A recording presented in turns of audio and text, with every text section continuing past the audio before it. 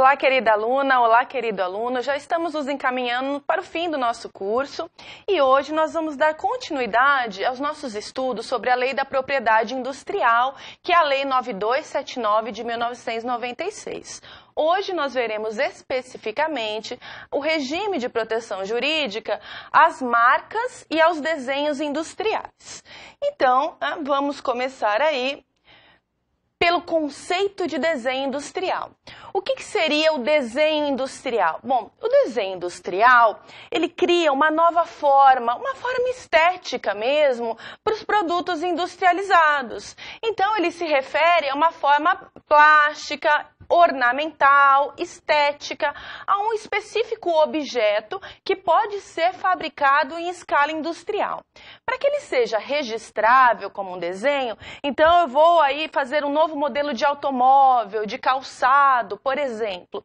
Ele precisa ser totalmente novo e original. Isso garante que ele seja protegido como propriedade intelectual. É porque ele advém da criação humana, traz uma originalidade para a produção industrial e, por isso, ele é objeto de proteção jurídica. Então, ele tem que ser totalmente novo, original nessa configuração externa, trazendo aí inovações, incrementos para objetos fabricados industrialmente. O desenho industrial, cuidado, não é considerado novo, então, quando ele já está compreendido no estado da técnica. O que seria esse estado da técnica? É tudo aquilo que já era acessível ao público antes da data de depósito do pedido de registro. Ou seja, é aquilo que já é conhecido, sabidamente conhecido do público, então não vai ser considerado novo e por isso não será registrável. Quais seriam os desenhos registráveis, então, portanto?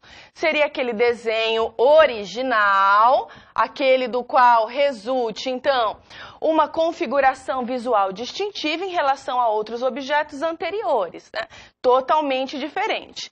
E não pode ser meramente artístico, uma gravura que tenha teor artístico, aí porque ela vai ser protegida pela Lei de Direitos Autorais que nós já estudamos. Obras artísticas, arte plástica, é protegido pela Lei de Direitos Autorais e não é registrável como desenho industrial. Desenho industrial só se refere a objetos que vão ser fabricados pela indústria, daí o nome. Então, também não será registrado esse desenho aí, apesar de ser novo, que seja meramente artístico. Por fim, não são também registráveis desenhos que ofendam a moral e os bons costumes, porque o objeto jurídico seria considerado ilícito, assim como a honra, a imagem das pessoas, ou também que afrontem qualquer tipo de direito individual, como aqueles que suscitam aí afronta à liberdade de crença, religião, ideologia, que forem discriminatórios. Esses são meramente aí, são completamente, proibidos, não podem ser registrados como desenhos industriais.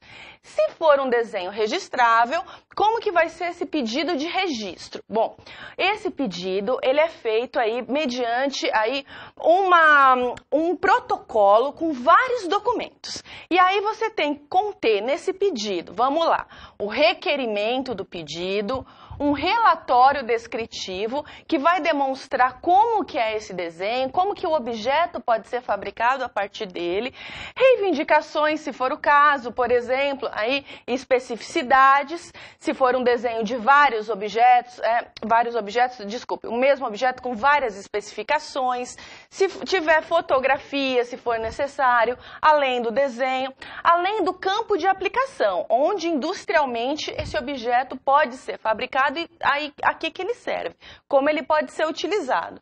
E também pagamento de retribuição aí relativa ao depósito. Sempre tem que pagar para pedir o registro. Depois que for apresentado esse pedido, ele vai ser submetido ao exame formal. O que é o exame formal? Verificar se ele está instruído com todos esses documentos, se todos esses documentos estão adequados. E também se ele está de acordo com as especificações da lei, se ele é novo, se ele ele não afronta a moral e os bons costumes e se ele não é meramente artístico.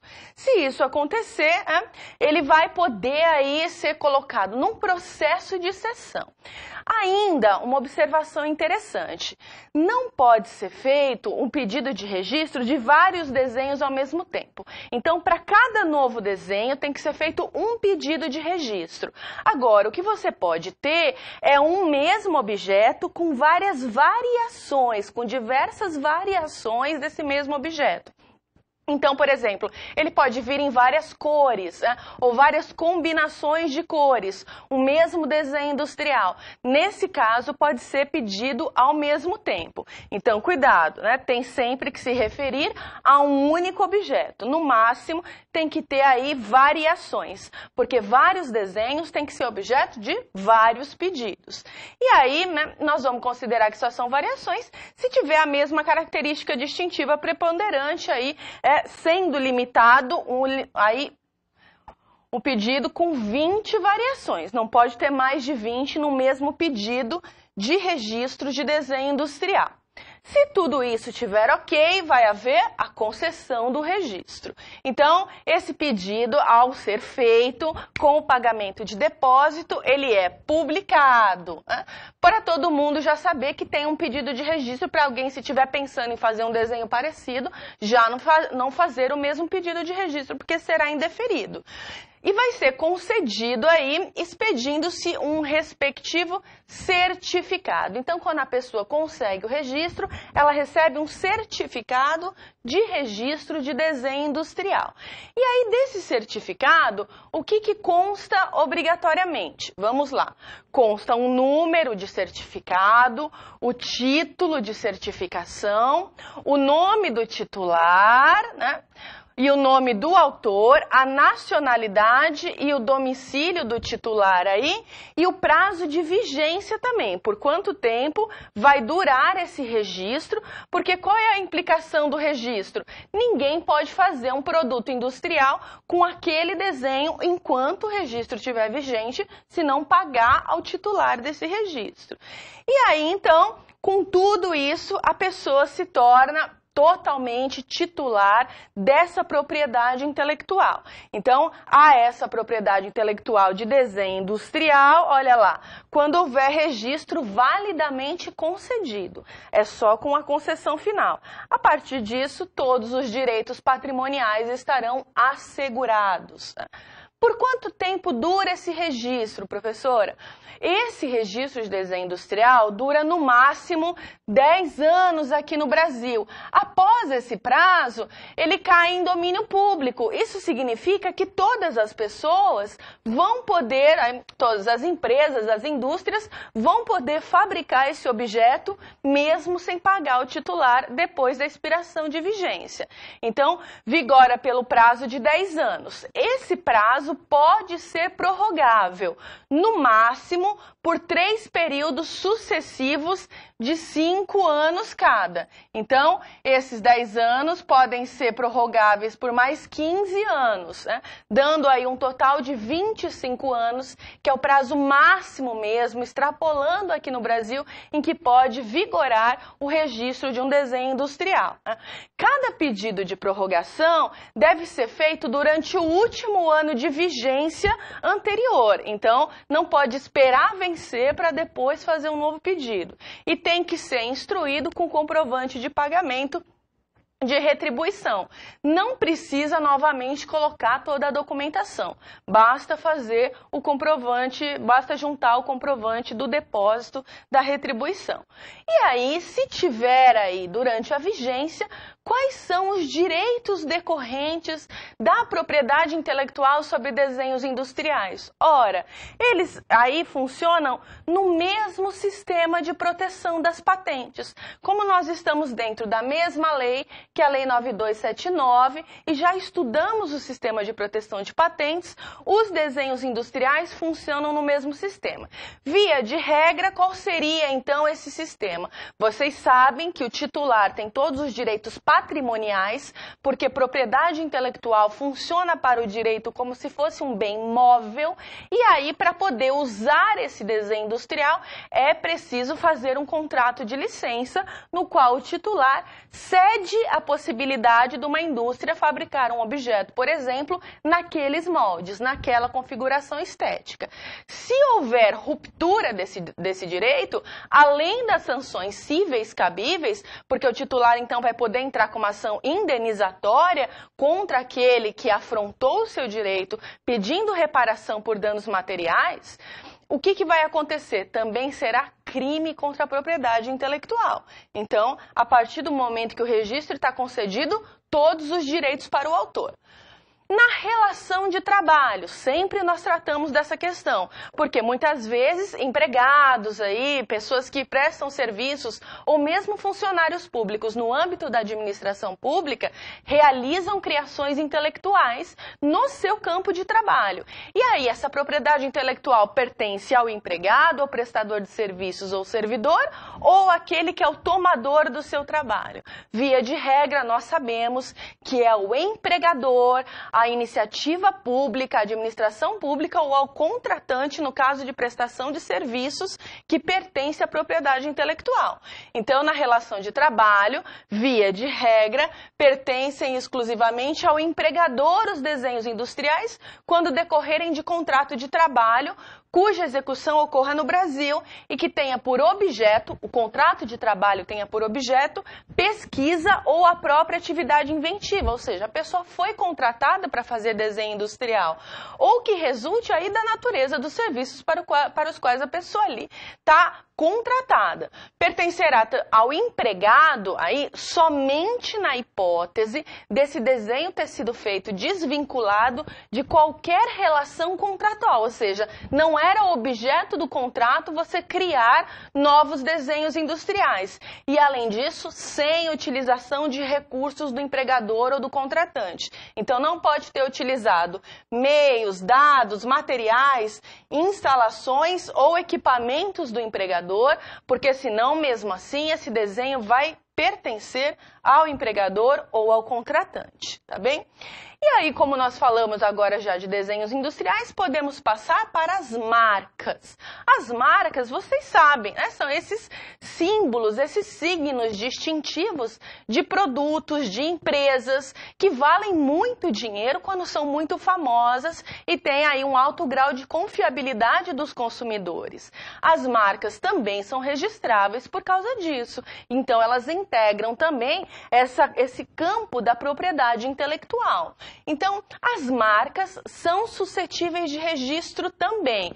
E aí, o que seria a marca, professora? É o nome da empresa? Não, né? Não é nome fantasia, não é nome empresarial. É aquele desenho, é aquele logotipo, aquele signo com símbolos, letras, cores, que identifica e designa uma determinada empresa, um determinado produto, etc. Isso que é marca. Então, ela será registrável aí quando ela for aí distinta e visualmente perceptível. Então, você olha para aquilo e já identifica que está diante de uma marca. As marcas podem ser de 3 tipos. Marca de produto ou serviço é aquela que é usada para distinguir um produto especificamente ou um serviço prestado. Também os serviços possuem marcas.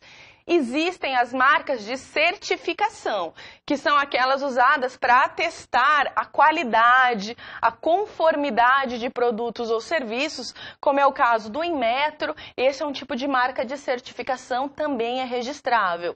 E por fim, nós temos o que a legislação chama de marca coletiva. O que é a marca coletiva? É aquela que é utilizada para designar todo um conjunto de produtos ou serviços. Geralmente, o nome das empresas, apesar de elas terem vários produtos fabricados, então, você tem a marca do produto e você tem a marca de toda aquela empresa que fabrica aquela gama, aquela quantidade de produtos também é registrável. São coisas registráveis separadamente, tá bem? O que não é registrável como marca? Atenção, o artigo 124 dessa Lei da Propriedade Industrial, que é a Lei 9279, enumera para nós tudo que não pode ser registrável como marca. Eu trouxe para vocês os principais exemplos que nunca poderão ser registrados como marcas. Por exemplo, brasões e bandeiras nacionais e estrangeiros. Então, o brasão da República, a bandeira nacional, seja brasileira ou de qualquer outro país ou estado, não pode ser registrada como marca. Que mais? Simplesmente letras, algarismos e números. Você não pode registrar como marca ABC. Isso não é um sinal distintivo e identificador. Imagina se alguém aí registrasse ABC simplesmente como marca, nunca mais nós poderíamos utilizar ABC nas nossas vidas sem pagar os direitos a esse titular. Assim, a mesma coisa com os números. Seria esdrúxulo. Registrar cores. Simplesmente, o azul é só meu a partir de hoje. Claro que não pode. Agora, uma combinação específica de cores dentro de um símbolo, né? Verde, azul, vermelho e amarelo, numa combinação específica, aí sim pode ser registrável dentro daquele símbolo, mas não somente a cor, tá bem? Moedas e cédulas nacionais não podem ser registrados como marca. Já pensou? Ninguém vai mais poder usar dinheiro sem pagar os direitos ao titular. Nomes, pura e simplesmente nomes, sem estar dentro de uma configuração estética. Também nomes de família, sobrenomes, sem estar dentro de um contexto de configuração estética e empresarial. Pseudônimos, apelidos, esses aqui requerem também consentimento, porque nós estamos falando de direitos da personalidade, que se referem aí a direitos das pessoas. Se você for registrar como nome, imagina, como marca um sobrenome, imagina, todas as pessoas que têm aquele sobrenome não vão mais poder usar o sobrenome sem pagar os direitos. Isso é um absurdo. E também as pessoas não podem não querer o seu sobrenome vinculado a uma espécie de produto específica. Eu sou vegetariana e não quero meu sobrenome numa marca de hambúrguer. Tudo pode acontecer. Como se trata de direito da personalidade, você precisa de consentimento. Até é possível que uma marca contenha nome, sobrenome, apelido ou pseudônimo. Mas para isso você precisa de consentimento da pessoa e de todos os herdeiros, de todos os sucessores ou de todos que portam aquele sobrenome, se for o caso, tá bem?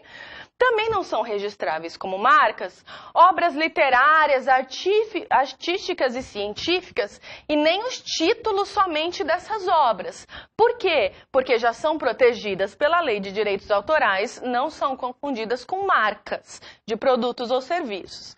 Assim como expressões técnicas, imitações de marcas alheias, obviamente que imitações estão infringindo o direito da propriedade industrial, são crime e aí não podem ser registradas. Aquelas que forem contrárias à moral, aos bons costumes e também discriminatórias ou que incitem à violência, assim como os desenhos industriais. Claro, como é crime no Brasil usar suástica, você nunca poderia registrar uma marca que contém esse símbolo, por exemplo. Quem é que pode requerer o registro de uma marca? Podem requerer o registro de marca pessoas físicas, então não precisam ser empresas. E também pessoas jurídicas. E aí pessoas jurídicas podem ser estatais ou empresas. Então elas podem ser pessoas jurídicas de direito público ou de direito privado. As pessoas jurídicas de direito privado, tá? As que não forem estatais, só podem requerer um registro de marca exclusivamente relativo à atividade que elas exerçam, desde que essa atividade seja lícita, obrigatoriamente.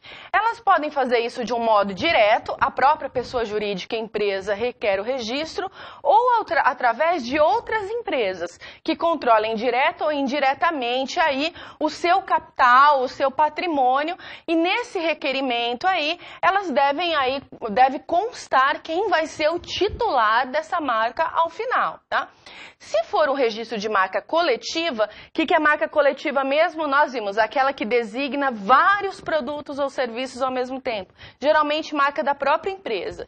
Se for registro de marca coletiva, só pode ser requerido pela pessoa jurídica representativa de toda a coletividade, é claro.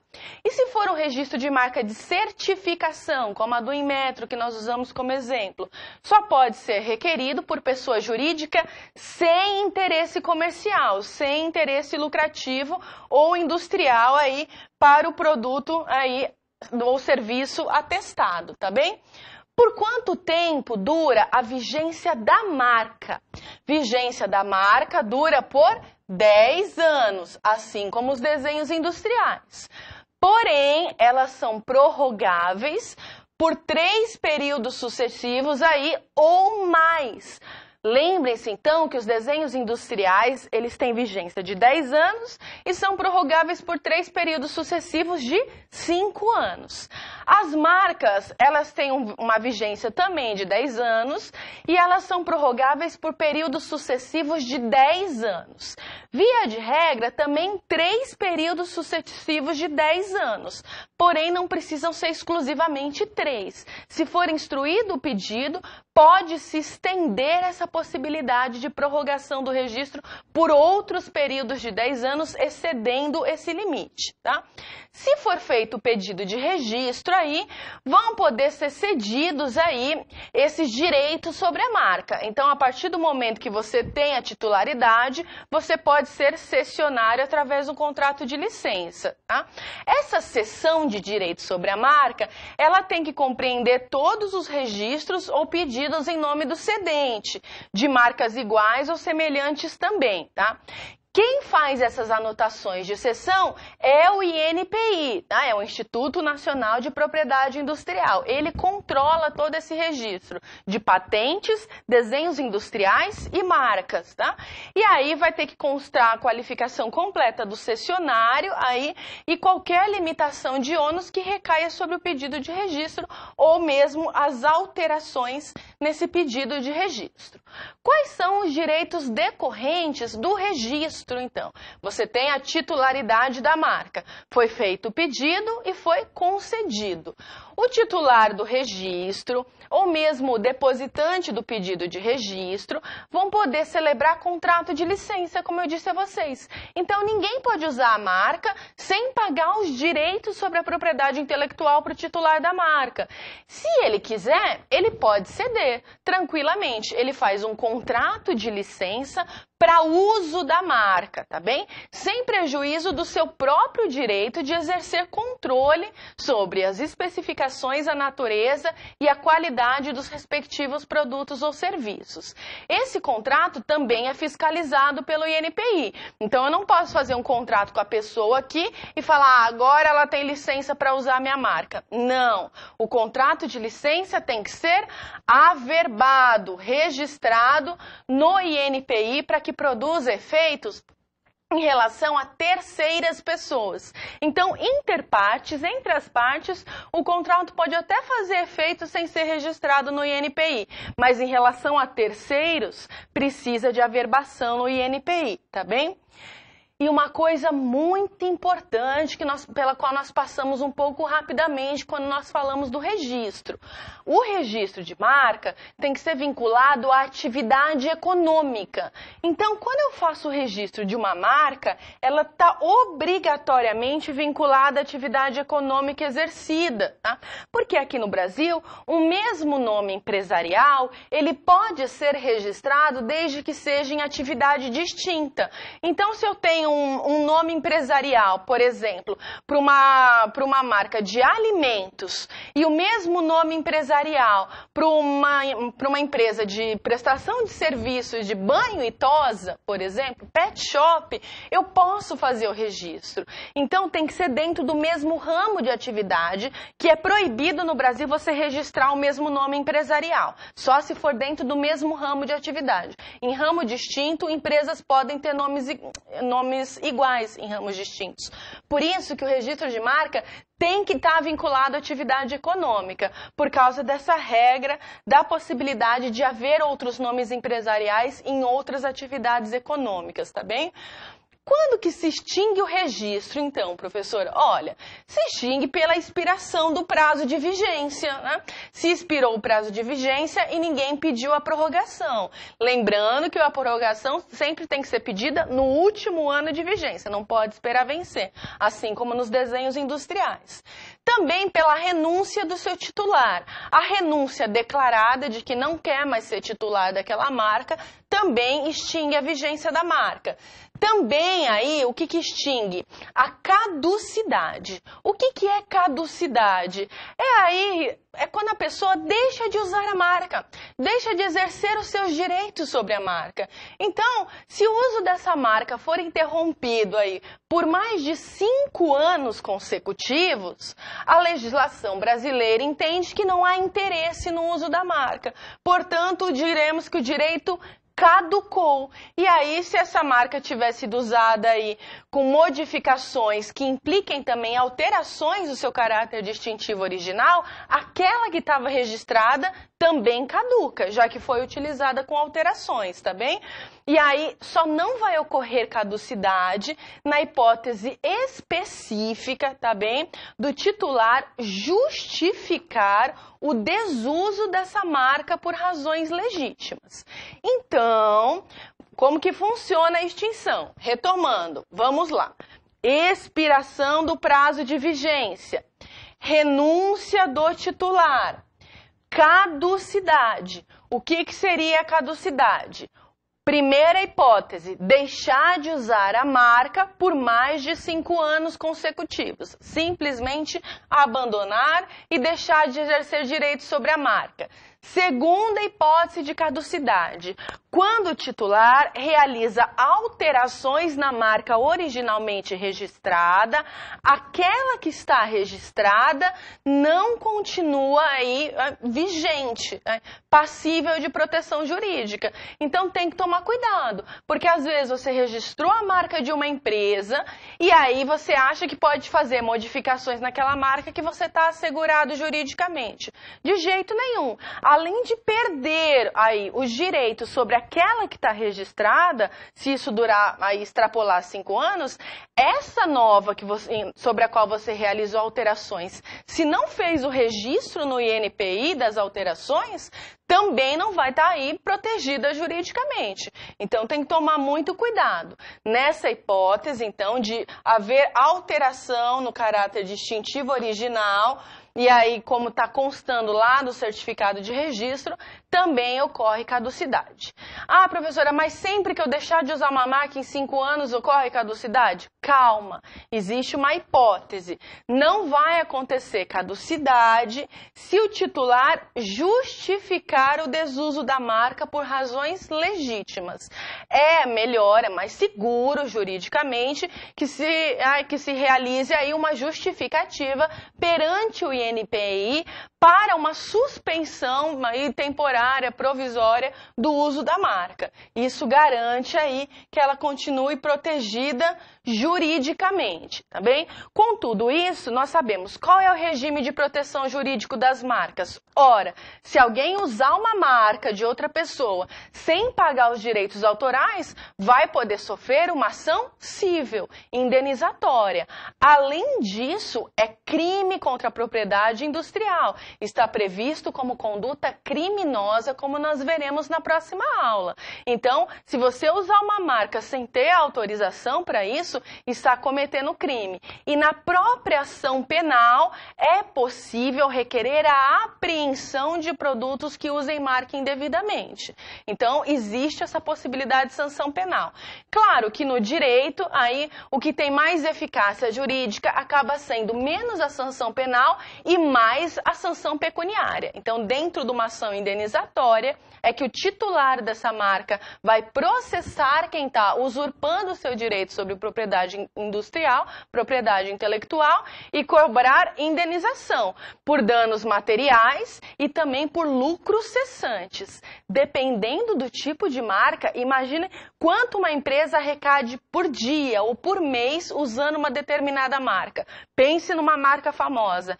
Esses pedidos indenizatórios podem se tornar milionários e até bilionários. Então, por isso, não se pode infringir a propriedade industrial, que é um tipo de propriedade intelectual, tá bem? Acredito que já está bastante claro. Com todas essas informações que nós vimos, estamos prontos para irmos para as atividades.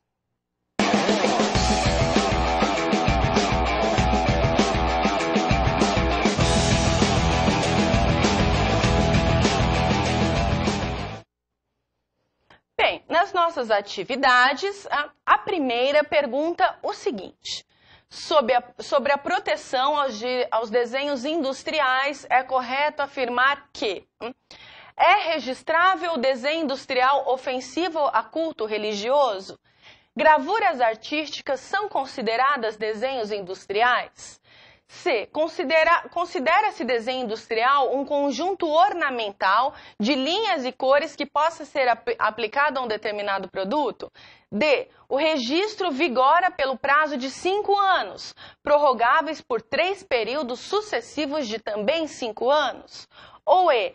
Pode-se pedir o registro de vários desenhos industriais diferentes de uma só vez? Qual seria a alternativa correta? Se você assinalou a alternativa C, parabéns, você acertou essa questão. Você compreendeu tudo que nós falamos durante a aula. Se você errou, vamos verificar quais eram os problemas das outras alternativas, né? É registrável desenho industrial ofensivo a culto? Claro que não, nós falamos qualquer desenho que ofenda direitos fundamentais, credo, crença, ideologia, culto, religião, não pode ser registrável, ok? Gravuras artísticas não são consideradas desenhos industriais. Elas são consideradas artes plásticas e são protegidas lá pela Lei de Direitos Autorais, que é a Lei 9610, como nós vimos. D. Por que está problemática essa alternativa? O registro não vigora pelo prazo de 5 anos prorrogáveis por períodos de 5. Ele vigora por 10 anos. Está aqui o problema dessa alternativa. Ele vigora por 10 anos, prorrogáveis por 3 períodos sucessivos de mais 5 anos. Aí tudo bem. E aí, qual é o problema? Não se pode pedir o registro de vários desenhos industriais de uma só vez. Você pode pedir o registro de um desenho com 20 variações no máximo desse mesmo desenho. Por exemplo, variações de cores. E essa C está correta, porque esse é exatamente o conceito de desenho industrial. É um conjunto ornamental, estético aí, de linhas e cores, né, de um modelo estético que possa ser aplicado a um determinado produto. Então, seria essa a alternativa correta. Se você acertou, parabéns. O exercício 2 diz: sobre a proteção legal de marcas, é incorreto afirmar: A. O registro da marca extingue-se pela expiração do seu prazo de vigência, pela renúncia do seu titular ou pela caducidade. Está correta essa alternativa? Sim, acabamos de falar disso na aula. Está correta, então não é essa. B. O contrato de licença de uso de marca deverá ser averbado no INPI para que produza efeitos em relação a terceiros. Está correta? Está plenamente correta essa alternativa B, portanto não é ela. C. O registro de marca vigora pelo prazo de 10 anos. prorrogáveis por períodos iguais e sucessivos. Está certo? Está. Agora sim, para a marca, vigora por 10 anos, prorrogáveis por períodos iguais e sucessivos. Então, não é também essa alternativa. A D. O registro de marca coletiva só poderá ser requerido por pessoa jurídica representativa da coletividade.